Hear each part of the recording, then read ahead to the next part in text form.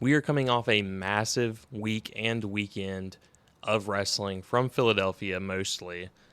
They had WrestleMania both nights. They had NXT Stand Deliver. They had SuperCard of Honor, the various indie shows, Spring Break, Joe Janela, yada, yada, yada. We also had New Japan Sakura Genesis happen. We had a bunch of wrestling. We had just so much good wrestling as well. So hope everybody enjoyed it, had a good time. Some people probably burnt out a little bit.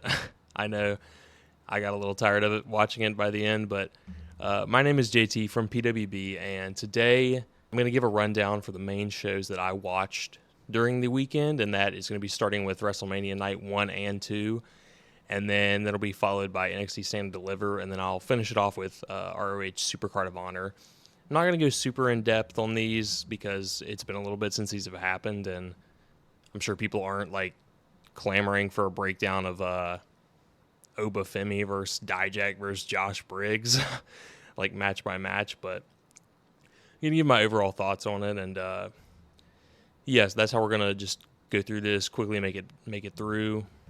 I will say that if there's one match that I would tell everybody to check out that didn't happen on these main four shows that I'm covering, it would be from New Japan Sakura Genesis, and it was the IWGP Junior Heavyweight Tag Team title match, and we had not a 6-person, but it had 6 people in it. It was like a triple threat, kind of tornado-style tag team match, and it was Bullet Club War Dogs, which is Clark Connors and Drilla Maloney, with Catch 2-2, which is Francesco Acura and TJP, and then Intergalactic Jet Setters, which is Kevin Knight and Kushida, were also in it.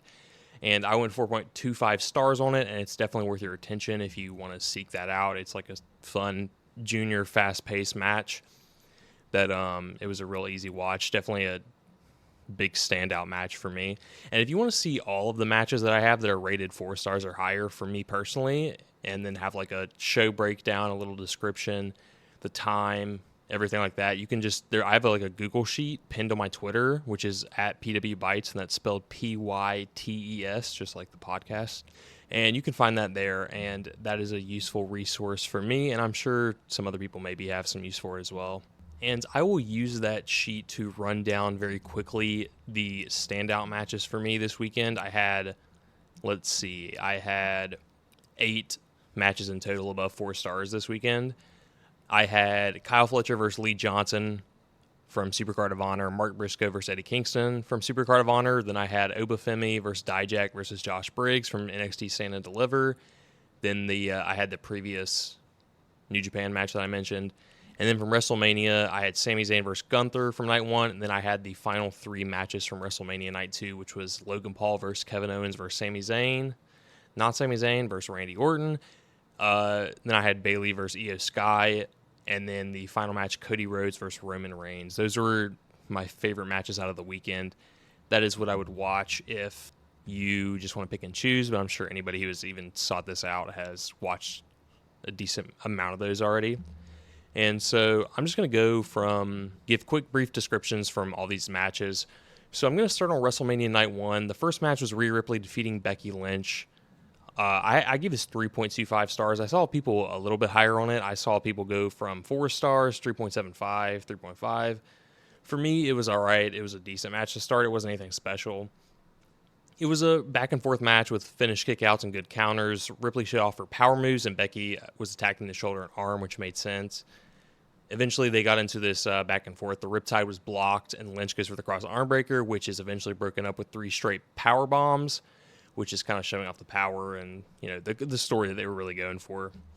The finish was the Riptide onto the buckle into the regular Riptide to retain the title at 17:08.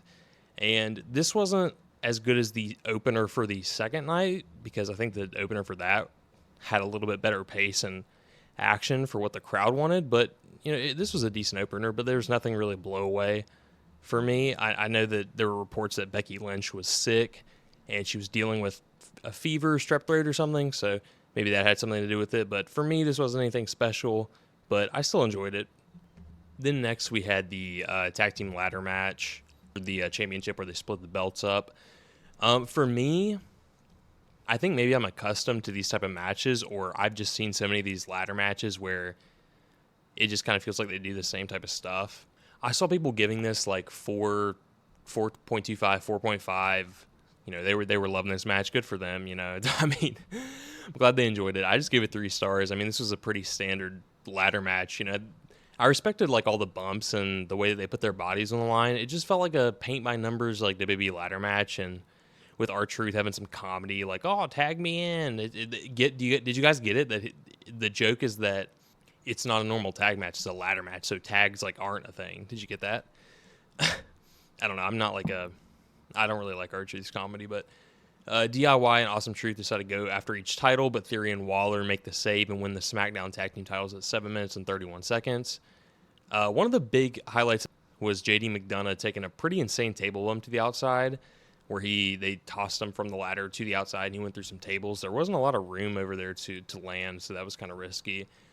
The last pair of belts, the Raw Tag Team Championships, got snagged when R-Truth AA'd Priest to the floor, your future World Heavyweight Champion, to the floor, and that left R-Truth to climb the ladder and get the Raw Tag Team titles for the win at 17:32. So, like I mentioned, I wasn't a huge fan of the match.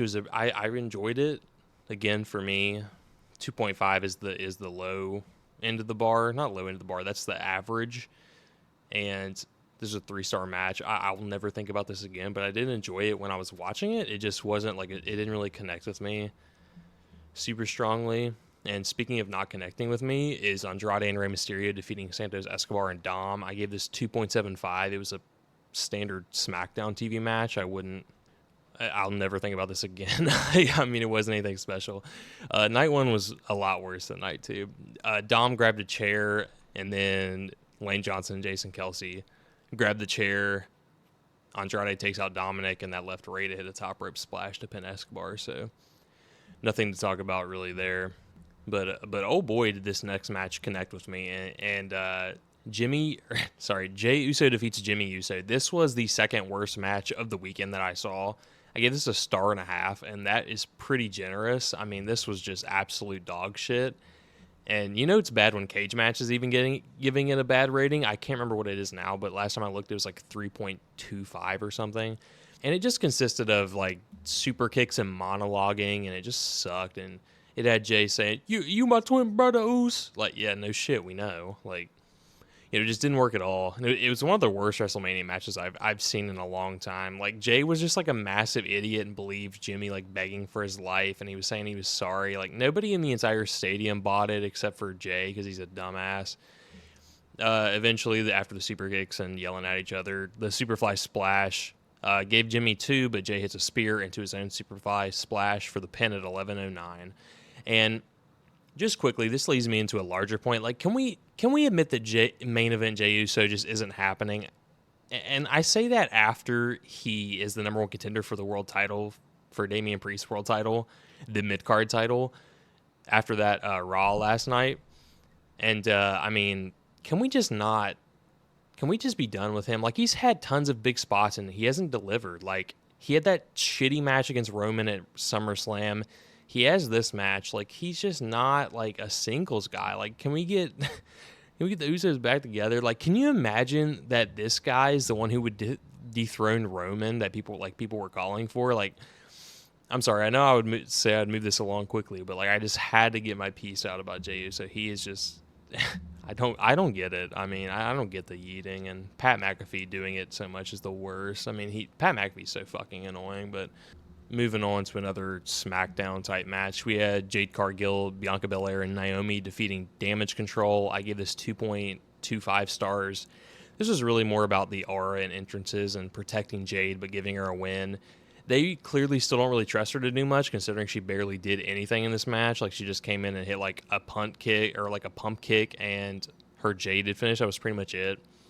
It was another TV style match that was forgettable, except the entrances. And KOD drops Asuka, and Jade hits the jaded to finish Dakota Kai at 8 minutes and 5 seconds. So then we finally, I was thinking, damn, this WrestleMania is not hitting for me, this night 1. But then we got Sami Zayn versus Gunther, which I thought was 4 stars. Like, I saw people really going super high on this, and I just didn't think it was like the peak of what these guys could do. There was a lot of super stiff and strong chops, and it was good selling from Zayn. And, Gunther was being good as usual. There were some good power bombs and clotheslines from Gunther.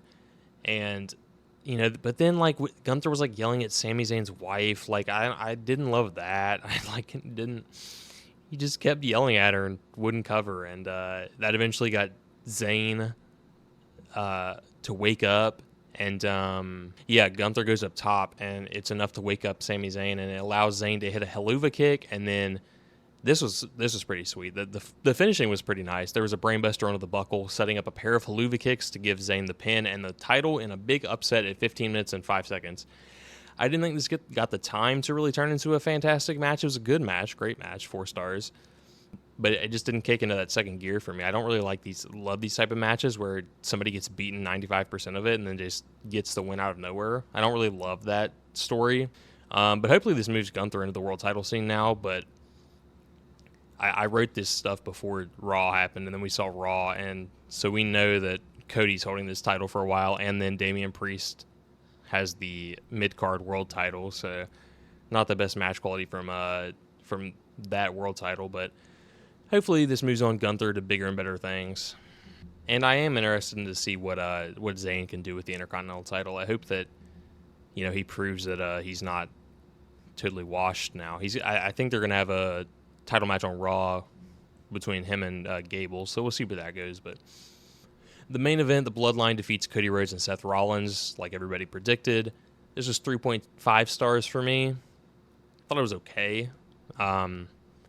This is just way too long to recap, so I'm not going to recap all of it. There's a lot of crowd brawling and stomping and slow-moving offense, and then there were some, high spots like The Rock being slammed through the table and Reigns spearing Rollins through the barricade.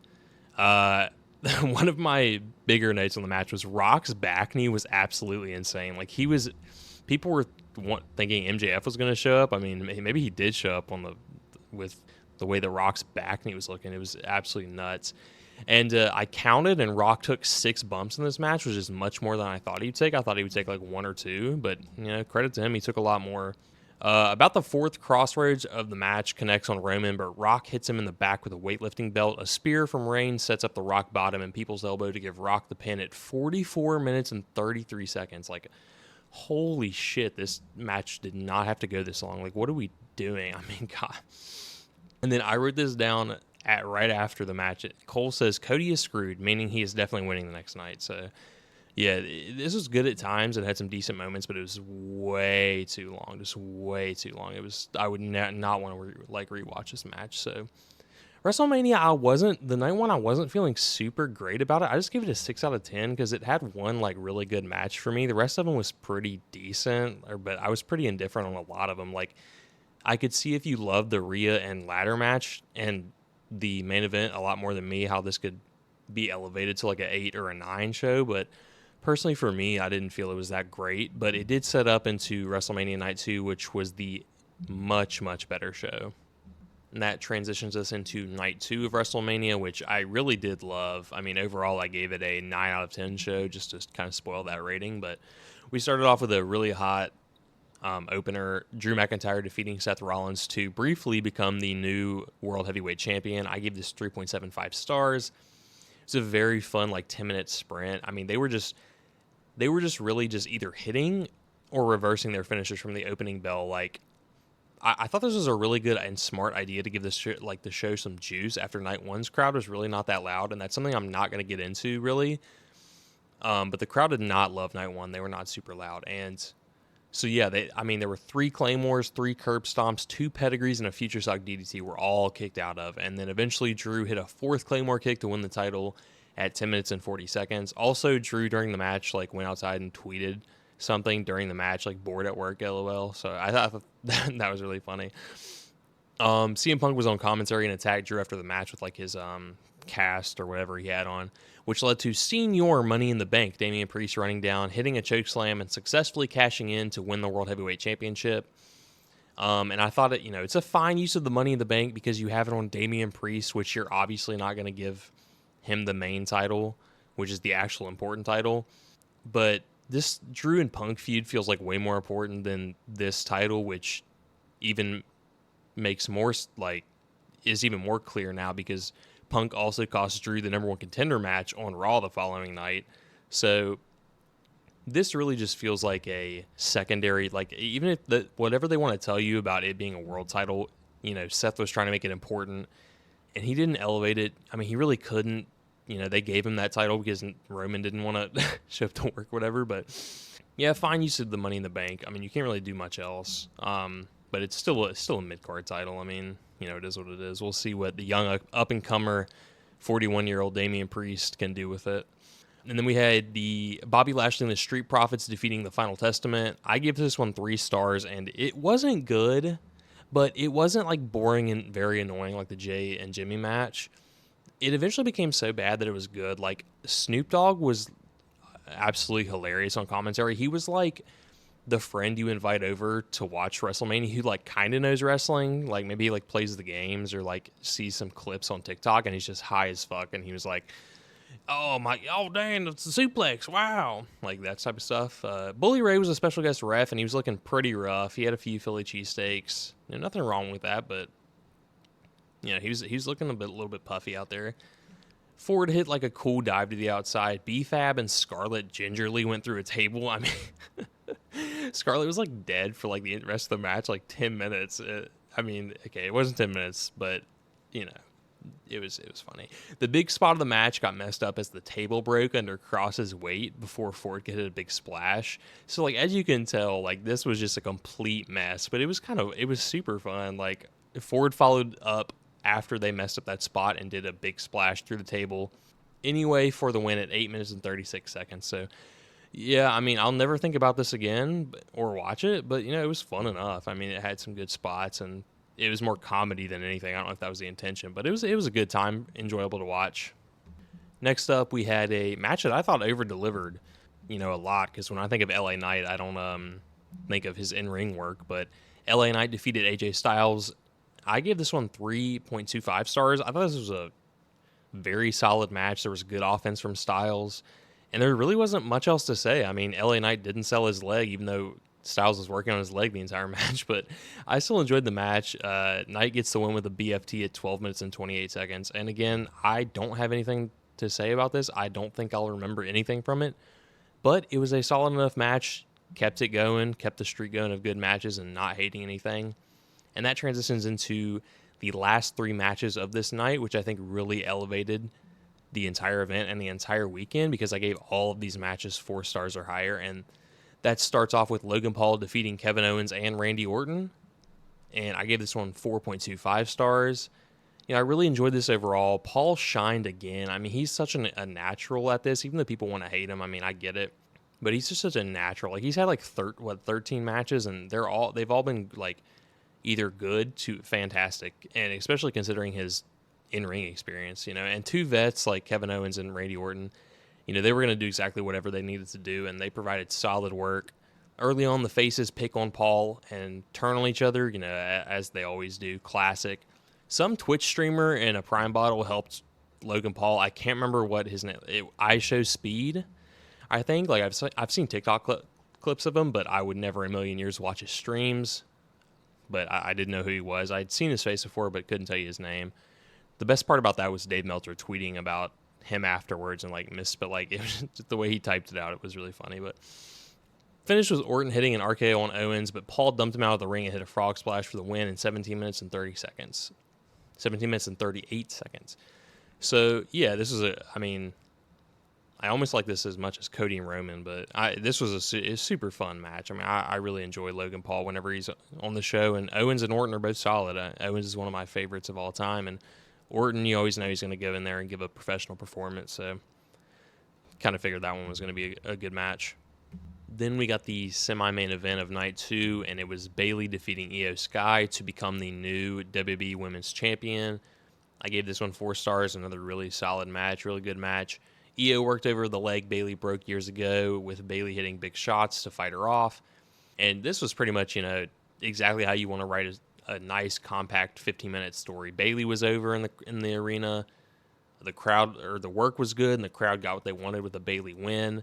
And then eventually, Bayley hit the Rose Plant, which, I mean, maybe if she hit the Bayley to belly, this would be 4.25 stars. I mean, the Rose Plant is an awful finish. She needs to change that, but that was really bad. But She picked up the win and the women's championship at 14 minutes and 22 seconds. So yeah, another solid match. Really enjoyed it, and check it out for sure. I mean, some people were higher on this than me. Like I saw some people get like 4.75, 5 stars. Like I don't know how you would get that high. Maybe if you're super invested in the story. I mean, I could give a shit less if Bayley wins the WWE Women's Championship, and that might be a reason why I didn't go 5 or a little bit higher on this Cody Roman match, is that I didn't really care if Cody or Roman won, because I thought either way it would be really funny and entertaining. If Cody wins, he finally completes the story and we don't have to hear about that term anymore.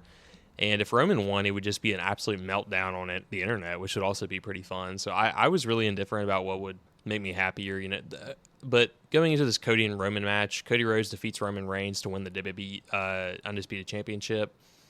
I give this one 4.5 stars. It's really hard to actually rate this as a match just because it was such a spectacle. Like, overall, it was such a good time. And, like, did it fully make sense? No. Did I expect it to? No. Like, I just was going to turn my brain off and enjoyed it for what it was. We saw, like, good ring work from Rhodes and Reigns, like, the first 15 minutes, and then Jimmy Uso interfered, then Jey Uso took him out, spearing him through a table. Solo Sikoa came out. John Cena took care of him, another big pop. All these guys got to get their entrance music and yada yada. The Rock came out, did his thing. Undertaker popped up and chokeslammed him to hell. Like, why does the Undertaker care about this? Why is he coming? Who cares? It's whatever. I enjoyed it. It was a culmination of a big story. So it was a good time. At the end of the day, Cody won with the 3 crossroads and completed his story of capturing the WWE Championship in 33 minutes and 25 seconds. Like I said, good work from Roman and Cody before the interference. Crowd was fully into it. Lots of surprise returns. Great moments. I mean, what more could you really want from this? I mean, it was pretty perfect from that scenario. I just wasn't super, like, invested in Cody winning overall, and maybe that knocks it down a little bit for me. Plus, it's just hard. Like, I couldn't give this a 5-star match. I understand if people do, but personally for me, it's not on that level. But yeah, overall, I mean, for night 2, I give this a 9 out of 10. I really thought it was a great show. Didn't have any bad matches, and if they were bad, they were fun bad and not boring bad like Jey Uso and Jimmy Uso. Yeah, for the WrestleMania as a whole, I gave that one 9 out of 10. I gave the first night, I gave it a 6 or 6.5? Yeah, I gave it a 6. So I would say overall it was an 8 out of 10 for me. Not like the greatest WrestleMania, like I've seen people say, but it was a great WrestleMania overall, and I really enjoyed it. Thought it was a great time, especially on night 2, and it's definitely set the benchmark for future ones. It's the best one for a while that I've seen, but not of all time. But yeah, I loved it. Loved the main event. Loved the last 3 matches, and yeah, it was a great time overall. Then we had the show that was a night before, or was it? No, it was the day of it. It was earlier on in the day. It was NXT Stand Deliver. And I gave this one a overall 6.5 out of 10, so slightly better than first night of WrestleMania, just because it didn't have anything near as bad as the Jey and Jimmy match, but it kind of had the issues, and it had 2 really good matches, actually. So the first 2 matches are really good, and I would go out of your way to see them. And the first match was the Wolf Dogs defeating Axum and Nathan Frazier. I gave this one 3.75 stars. I almost gave it 4. It was really good. Super fun opener with 2 teams of very different styles clashing. And there were some sloppy moments, but they were going out there to have a nice hot opener, and it didn't really take away from the match for me.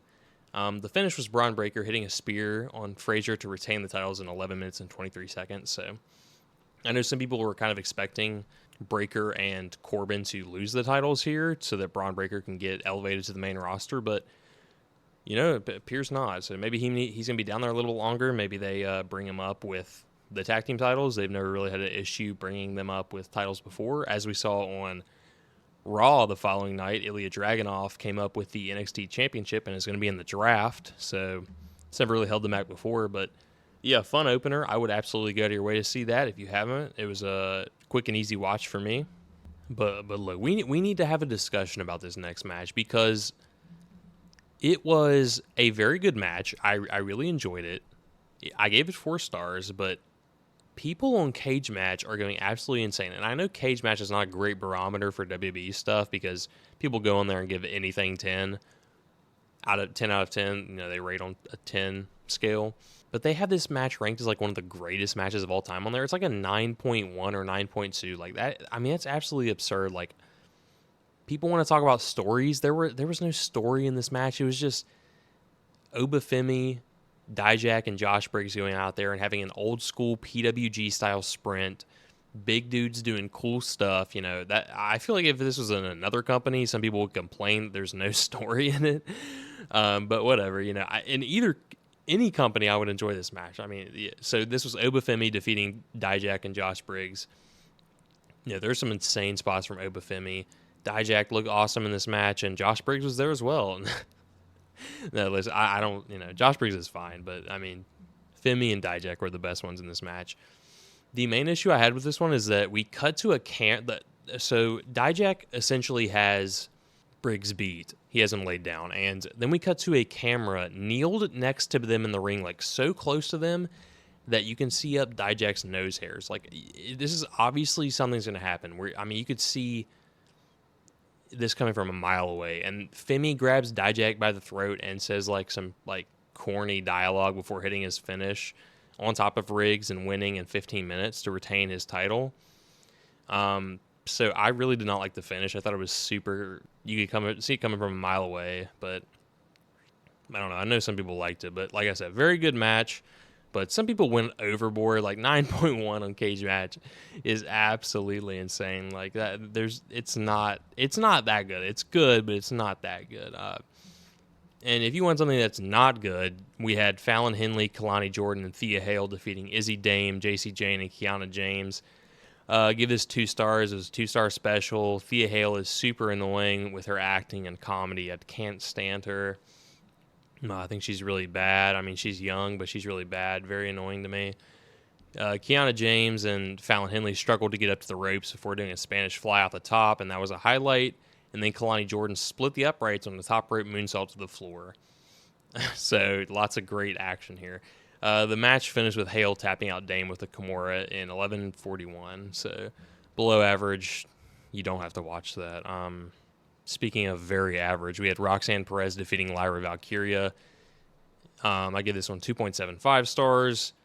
Roxanne Perez playing a heel is just like so funny to me. Like, she just isn't believable at all. She has like goofy faces and terrible at promos. She's like not intimidating at all. She's like 4'8" or something. Like, I don't know. She's not intimidating at all. And I know people love her. People are, won't like that.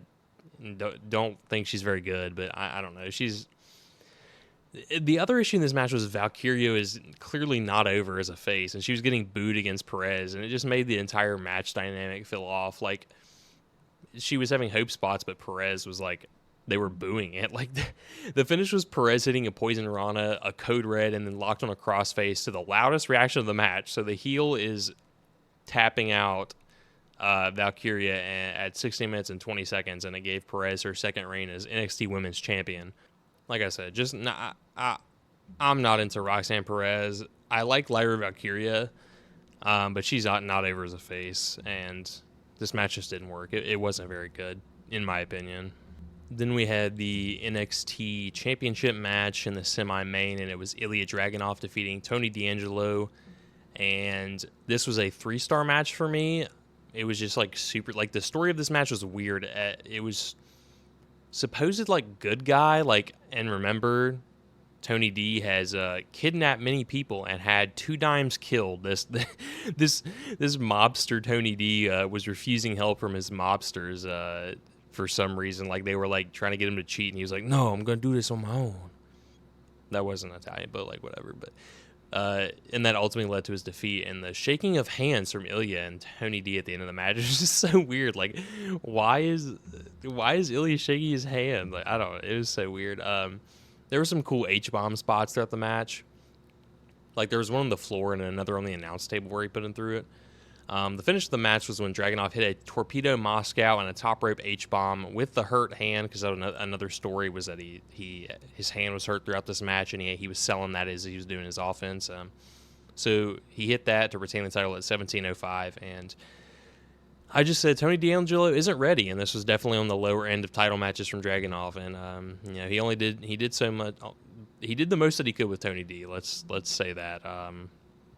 And the story I didn't think was super great. I thought it was kind of the wrong story to tell, but it is what it is there. Didn't love it.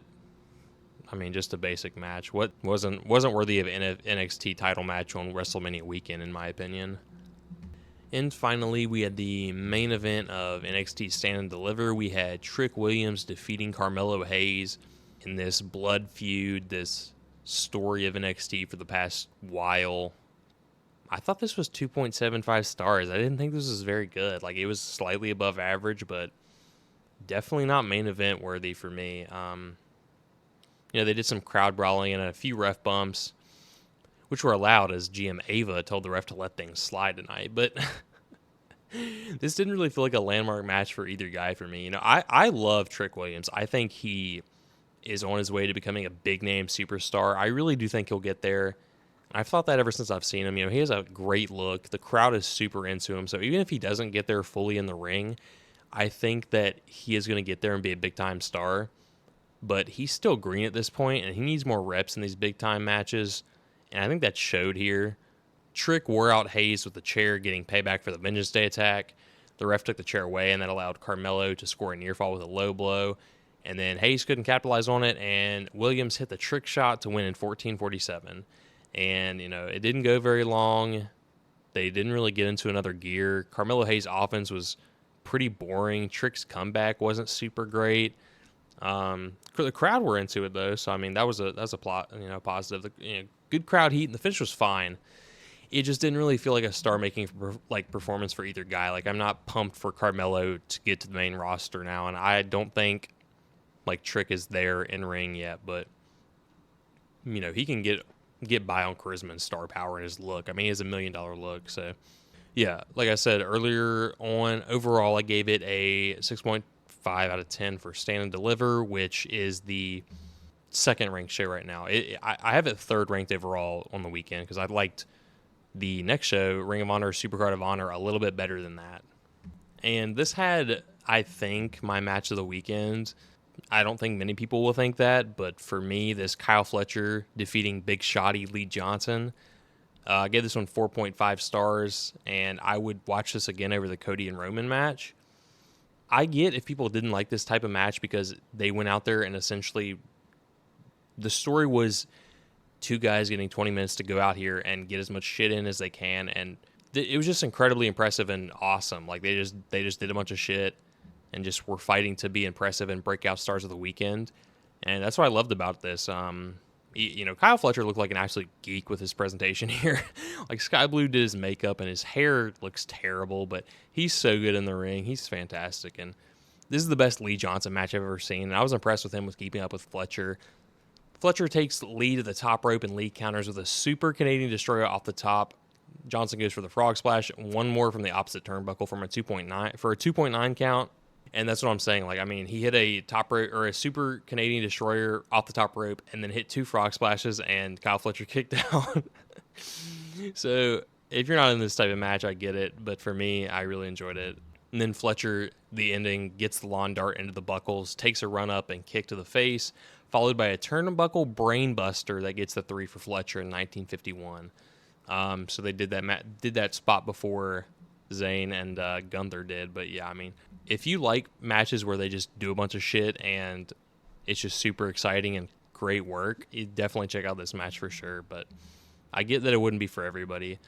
The next match was I'll be honest, I don't know how to pronounce some of these names, but I'm just gonna so the Empress Nexus Venus, Maika and Mina Shirakawa and Mai Sierra defeat Queen's Quest, AZM and Saya Kamitani and Tom Nakano. Absolutely butchered. Give this one 3.25 stars. It kind of just felt like a random 6-woman tag that went a little bit too long. The final exchanges between Kamitani and Shirakawa were pretty good and helped elevate the match. There were some boots. There were some clotheslines. At the end of the day, Shirakawa hits a modified key crusher for the win at 14:27. It was easy to watch a match with some fun spots mixed in between. It was a good showcase. So if you want to see some good women's action, there's a lot of good women's matches on this show. Undisputed Kingdom defeated the Infantry, 2.5 stars. It was nothing special. Bennett and Taven are good, but the infantry there's like nothing there, I think. Like Sean Dean moves like he's in slow motion 24/7. The ending was Wardlow coming out and hit a clothesline on Dean, and Bennett made the cover to win at 13:54. Like I said, nothing to see here. You don't need to watch this. Like, I mean, just the most average match you can have with interference at the end. Like, so it is what it is. Then we had Billy Kay. Yeah, the Iconics came back. We had Billy Starks defeating Queen Aminata, and this was a 3.5-star match to me. I was loving this for like the first like 15 minutes or so, and they were really heading towards a four-star match or 4-star 4.5, 4.25, whatever. Before the finish, I didn't like the finish. Billy Starks has like tons of upside. Like if you've seen her, she has tons of upside, and she's so young. But I really think AEW has something special in Queen Aminata. She's like a total star. She has great matches. Her offense looks amazing. Like she has insane kicks, and her look is fantastic. She's obviously looks great. Looks like $1 million for TV, and I mean that's really all you could want in a women's prospect that they got here. But yeah, the finish, I hated it. And it's not really for the reasons you might think. Like I'm not like somebody who's like, oh, they shouldn't fake injuries for storylines or whatever. I mean, it's pro wrestling. But so the finish here was Starks faked a neck injury, and it was just totally unbelievable. Like her acting was pretty good, but the doctors like slapped there was one doctor and like a referee, and they just slapped a neck brace on her and sat her up like immediately. Like they would never do that with someone with a neck injury. And then, like, after a minute, they helped her to her feet and got her out of the ring while Aminata was holding the ropes open for her. So, like, it just didn't make any... Like, it was not believable. Also, like, why was the match not immediately called for, like, once the medical assistance was in the ring? So, the finish just lost, man. It was... after that, Starks tears the neck brace off and then hits a German and locks in a sleeper to become the first Ring of Honor Women's TV champion in 17 minutes and 42 seconds. Some people have made the joke, why does Ring of Honor need a television champion when they don't have TV? I'm not going to go there, though, But, yeah, great. I really did like the match. The finish just kind of sucked. Bullet Club Gold defeated Minoru Suzuki and Monster Sauce, which is Alex Zane and Lance Archer. It was a pretty standard six-man match, nothing too special besides some really solid Alex Zane offense and some great counters from Jay White. The Guns take out Minoru Suzuki. Archer chokeslams White, but the Guns come in with the 310 to Yuma to Archer. And then Zayn is still in, and he clotheslines the Guns outside, but then the Blade Runner from behind connects for Jay White, and the Bang Bang Gang retain their Trios championships in 15 minutes and 18 seconds. And I gave this one 3.25 stars. And something that I gave significantly less stars to that I don't want to talk about is Dalton Castle defeating Johnny TV. I give this one 1 star. This is even worse than Jay and Jimmy Uso. Those were the worst 2 matches on the weekend, was Jay and the Usos match and then Dalton Castle and Johnny TV. This was fucking awful. It was sloppy, unfunny, didn't have good work rate. I mean, I think it's still going on as I record this. I mean, it felt that long. The ending was Castle hitting a bangerang onto the thumbtacks that were spread out in the ring for the win in 22 minutes and 6 seconds. This is going to be a contention for worst match of the weekend and maybe worst match of the year. Like, it was that bad. It was truly horrendous. Watch this if you want to punish yourself or someone that you love. In the semi-main event, we had Athena defeating Hikaru Shida, and I thought this was pretty good. It was just, like, too long. Like, all of these matches were too long for me. Not all of them, but they were all very long in general. But I'm always also a little bit lower on Shida. She doesn't really, like, connect with me as well as she does with others, and I'm just, like, not super into her, like, ring work. She doesn't really do it for me in the ring, so I gave this one 3.75 stars. It almost got the 4. Athena has had, like, a really good run with the ROH title, and this was not her best defense, but it was another solid defense for her. But it's a good notch in her belt for this, like, historic run that she's had. And it's a shame that more people haven't seen her output with this title. You know, maybe eventually she can get moved up to AEW television and have her run with one of their titles. But, I mean, they got some pretty big stars right now up there that have the belts or are going to have the belts. So Finish of this started when Athena caught Sheeta's leg during a strike, but Sheeta delivered a German suplex and a big clothesline. Athena eventually kips up, hits a big kick and a right hand, and she hits the top again and hits a massive O-face. And she hit one earlier, but Sheeta kicked out. But then she hit this one, and it had a little bit of extra mustard on it, for lack of a better term. She hit that to retain her title at 22 minutes and 31 seconds. So, yeah, really good match. Not enough to crack my my sheet, but it was a very solid match. And I saw a lot of people really saying they enjoyed this one a lot, and it was their match of the night. So if you really like that one, I mean, I don't blame you. Just for me, it didn't connect as well as it did for others.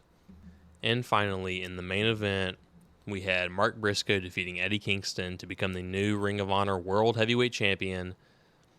And I gave this one 4.25 stars. It was my second favorite match from this show. One of my favorite matches from the weekend. Briscoe came out to Leonard Skinner's Give Me Back My Bullets, which was an awesome touch for this and a great song. Added that to my driving playlist, my workout playlist. I hadn't heard that one in a long time, so it was it was nice to hear again. And then, you know, all of the emotion just surrounding it, this match, and the quality of work, it made it super special. Like, ultimately, because of the build not being super strong for this title win, I think it kind of didn't land all the way, but the emotion was still there after the match with all the longtime ROH guys and Briscoe's family. And it really, really did connect with me, especially because for me, growing up at least, and you know, some of the first guys that I watched that were outside of WWE were the Briscoes, and especially Jay. I was a huge Jay Briscoe fan, especially during his Ring of Honor world title run and the Briscoe title runs, and so this really connected with me. Really was special to me. But it was an absolute slugfest from start to finish. Mark got busted open very early. You knew that was going to happen, and then you knew he was also going to take some crazy bumps. He took an exploder off the ring apron to the floor. It was a really solid match, really, really high work from Kingston and Briscoe. Eventually, the finish came. Family at ringside, the crowd going crazy. Mark hit the J Driller, scored the pin to capture the world title at 24 minutes and 13 seconds. Streamers flew into the ring. Mark celebrated with his family and other members of the roster. And you know, the story was 11 years to the day. Jay Briscoe won his first world title, ROH world title, and then his younger brother, a year and some change after Jay's passing, Mark becomes world champion of Ring of Honor. And you know, I thought this show had a great opener and great closer. You know, the right way to end the show, and then it had some decent things, and also a putrid match that was truly awful. I give this one a 7 out of 10, which makes it my second favorite show of the weekend that I saw, that I'm covering in this at least. I probably like this better than Sakura Genesis 2 from New Japan, but I'd rank WrestleMania Night 2 first, SuperCard of Honor second, Sakura Genesis third, NXT TakeOver, or it's not TakeOver, NXT Stand Deliver fourth, and last was WrestleMania Night One. So, but yeah, that's, 45 minutes for 4 shows is not too bad. So, yeah, appreciate anybody listening to this and everybody, you know, supporting me. Follow me on Instagram, Twitter, subscribe on YouTube, listen on Apple Podcasts, Spotify Podcasts, all that good stuff. And appreciate everybody, and I'll see you all next time. Bye.